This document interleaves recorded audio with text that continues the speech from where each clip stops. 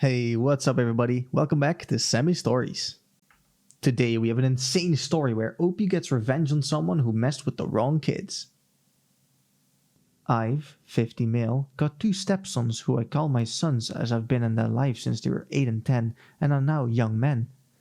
My wife and I made it a point to have a great relationship with their dad, Jason, and made sure he had a chance to be around as much as possible, even staying at our place frequently to be around his boys, as he lived about an hour away and couldn't afford to live closer. His ex is a horrible person. She had been arrested several times for forgery and fraud. She and Jason had a fiery relationship, but he had it in his head that he should make it work, as he did like her daughters and grandson. But the ex got him sent to prison for violating his probation when he left the county to go to his mom's funeral and hadn't filed an appropriate form. I'm a little unclear on this part, but she played a major role in it. After he got out several months later, she wanted him back, and he was not having it. He made a clean break, moved to a new town, but she continued to harass him, thus leading to the restraining order. She would send texts to people pretending to be police investigating, saying he was drunk driving or taking drugs or pretending to be friends and family to spread rumors and hurt him. She even sent texts to my kids from burner phones, pretending to be other family or friends, saying awful things about their dad. Jason died unexpectedly of a heart attack, and it was a shock to all of us. He was finally living in peace. He had a great relationship with friends and his sons. He was the happiest he had ever been. He didn't have much. He lived in a single wide trailer. A friend had let him stay in for free. Some boxes of tools, old comics, video games, Dungeons and Dragons books and modules, mementos from his times in the Marines, and an old 2009 pickup, which on several occasions he had promised my eldest son. Let's call him Paul. Jason didn't have a will, and my wife became the executor of the estate because at the time of death, both the sons were minors and sole heirs. We packed up the things out of Jason's trailer and took the truck, which had Jason's name on the title, but we had to wait for the death certificate to retitle it in Paul's name. But the ex called Jason's sister, demanding the truck, saying it was hers, and posting on Facebook she was reporting it as stolen, etc., which really pissed me off.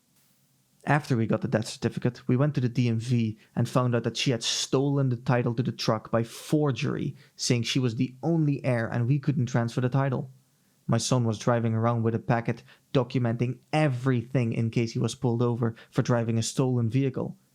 We had to get a lawyer and start a special process that took several months before a director at the DMV fixed it, and we were able to title the truck with the ex continuing to threaten and cause problems, and made everyone miserable and cost us several thousand in legal fees.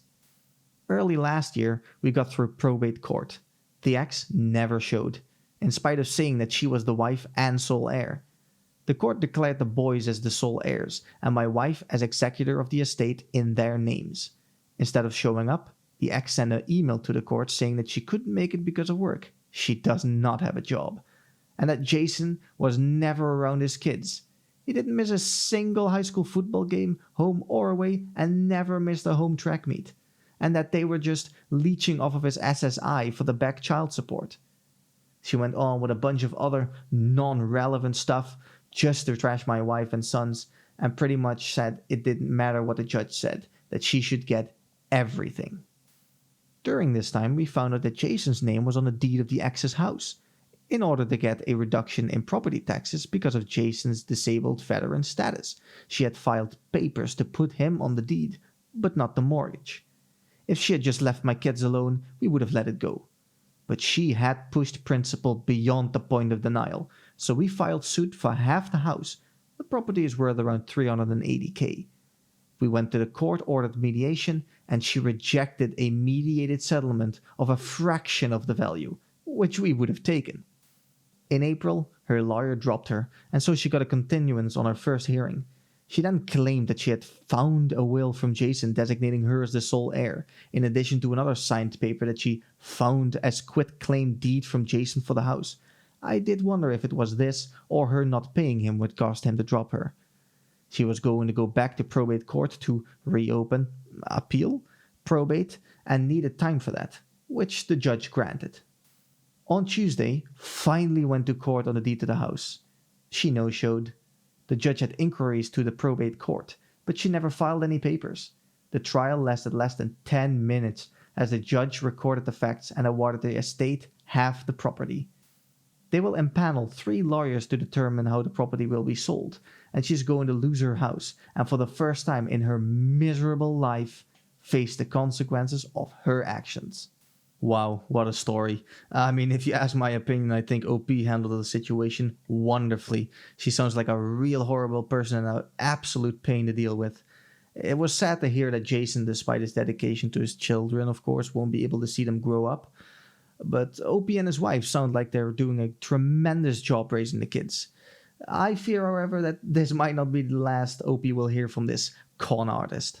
So, do you think you guys could have handled someone this deluded? Be sure to let me know down in the comments and subscribe for more. See ya.